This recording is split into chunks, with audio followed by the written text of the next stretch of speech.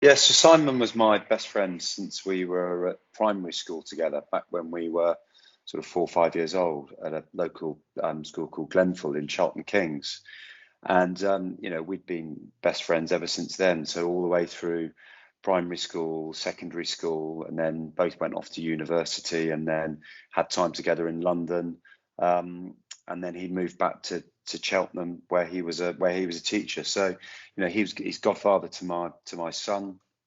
uh, my younger sister is very good friends with his younger sister. Our parents are good friends. So we've spent, all of our sort of a lot of our happiest memories have been events and things that we've done together. From him arranging my stag do, being my best man, to going to massive sports events together, watching the Ashes, the fifth day of the Ashes, back in the time when we won the Ashes back at the Oval many years ago, celebrating together, and watching Frank Bruno beat Oliver McCall in the World Championships in '96 for a belt. So everything together. So we holidayed together. Spent a lot of time with my children as well. So we're very, very, very close relationship. And what happened that fateful day? What's your understanding of the events that day? So Simon was down in Cornwall with us, staying down in Rock, which is a place that I've been going on holiday since my childhood, and since been taking my family, as in my children, down there since they were very young. And Simon used to come with us many times. And this particular time, he came down with his girlfriend, his new love, and spent a few days with us. And we'd been having a wonderful weekend where we'd been surfing, going for long walks, having barbecues together on the beach, and yeah, having a lot of fun. And I had my two paddleboards down in Cornwall, and Simon was very keen to have a go on the paddleboards. He loved being in the water. He'd been surfing the day before, and that was the activity of the day. It was August bank holiday last year, and it was blue skies, sun was shining, very little wind. And where we were staying looked out directly onto the estuary. So you just literally came out of the front door, a few steps down the steps, and you were directly on the beach, onto the estuary. And Simon was borrowing my board, and his girlfriend was on my other board, and I helped them set up on the boards. I watched them go out through the estuary to the sandbanks out on the opposite side, and they were having a wonderful time together.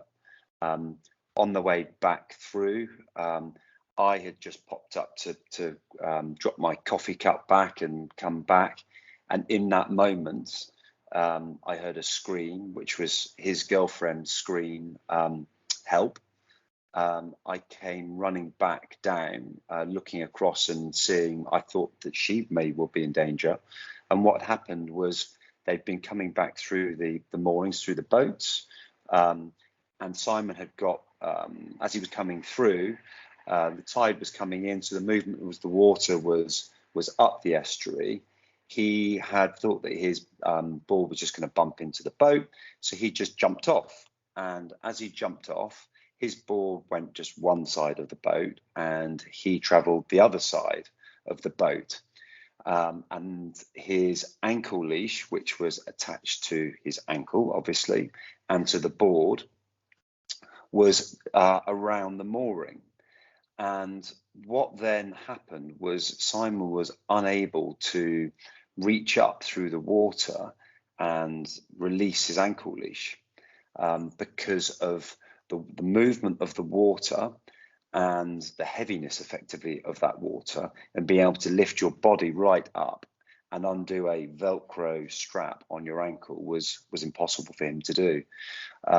He tried to do it a few times, and then eventually he didn't have the breath, and he sort of disappeared under the water, where he was effectively trapped under the boat and unable to free himself, and became unconscious at that moment. There was a from the screams, the first person on scene, having watched Simon fall off the board, was a local guy that wore holidays there regularly. That was a member of the sailing club. That was a absolute hero trying to free Simon. He ran down onto the beach, grabbed a paddleboard, and was in the water before we even really knew what was happening.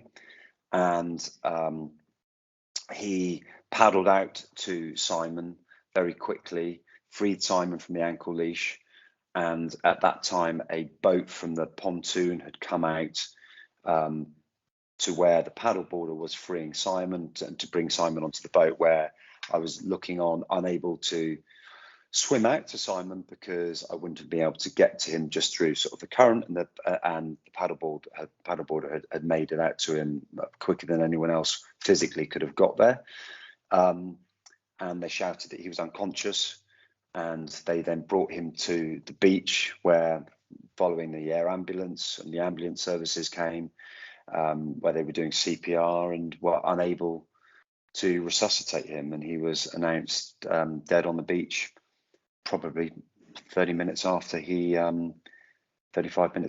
been out on the paddleboard. So it was, I mean, just utter shock for both me, my children that witnessed it, because down in Rock, the estuary is very visible from the road and the beach, and all the houses back onto it. So my children and wife witnessed it. My parents did, and Simon's girlfriend was part of that incident, being on the scene and on one of the other paddleboards. So it was a huge shock for us. I had to call his parents and friends and share with them all of them the horrific and tragic news.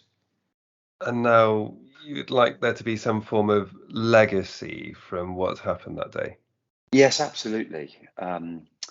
I mean, Simon was a very energetic, enthusiastic character that he gave up a lot of his life actually to education and the education of sort of underprivileged children in the sort of the Gloucestershire area outside of his normal teaching hours. And I just know that he is such a caring man and loving children especially, that he would just hate to see something like this happen to anyone else, and for people to learn from tragedy. And I know he'd want me out there looking to see how it could be prevented from happening again. We didn't have the education about ankle leashes at this time, on any potential dangers with them in moving water. We know it was the reason why he died. So it was upon me to get out there and try and fix it. And through education, talking to the manufacturers and the different governing and safety bodies, sharing the story, as tragic as it is, but just trying to prevent it happening again. And, you know, even the following days after Simon died, we saw people paddleboarding in the estuary with the ankle leashes in similar conditions, beautiful day, but moving water, in an incoming tide where it was like a river flow coming through, and the danger that those objects, the moorings, represented in moving water. And seeing children attached to the leashes and nearly falling off around the moorings and moving water, and knowing that could easily happen again, it's just incredibly important for me to shout out about it. But it's not just estuaries. This is moving water in rivers, where people could get trapped around jetty posts or near weirs or around trees. And as paddleboarding, which I love, and Simon loved. He loved the outdoors. He loved being in nature. He loved swimming. He loved water sports. We want people to be doing that. It's the fastest growing sport that there is, water sport that there is at the moment. And it's great for the mental well-being, which Simon was a huge advocate of in terms of supporting people in that. It's huge for exercise. It's big for just socializing. It's great for your core. It's brilliant being out in nature and the environment. So all of these different things, it should be encouraged, but it's just encouraged in the right way. If you go out cycling a bike, you need to be wearing a helmet in case you fall off. But education isn't out there in leash. People are wearing the wrong leash in the wrong circumstances, thinking they're doing the right thing. And that's the challenge. We thought we were doing the right thing with Simon wearing an ankle leash. Transpires that was very, very wrong. And it's understanding the right leash to wear in the right environment, because a leash is very important. So what we don't want happening now is people just to never wear a leash because they're worried about that. It's about wearing the right leash, and that's so important. A leash on a lake can be an ankle leash because there's no moving water, so there's no issue with entrapment in that side, and it might be more comfortable. In surf, paddleboarders generally aren't used in surf, and if they are, it's used by the top experienced guys. And being on your ankle in the sea, there aren't the obstacles, and falling off, it's much easier to swim and stop you getting tangled in your leash just around your body and uncomfortable in the surf environment. But moving water, rivers and estuaries, the only leash to be wearing in those environments is a waist leash.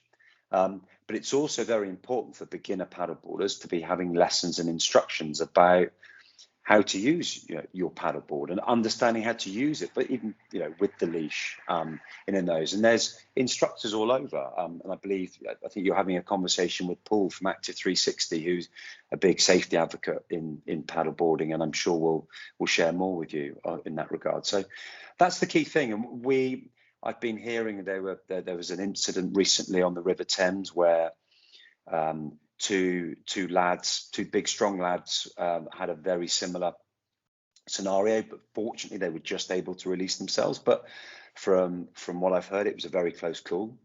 There was a lady up here near Maidenhead recently that had a similar incident near the Weir, but fortunately was just about able to get out of it. But it was a very close call again. So this is happening more and more, and the majority of paddleboards that are sold are used by people in urban environments. Rivers run through a lot of these cities.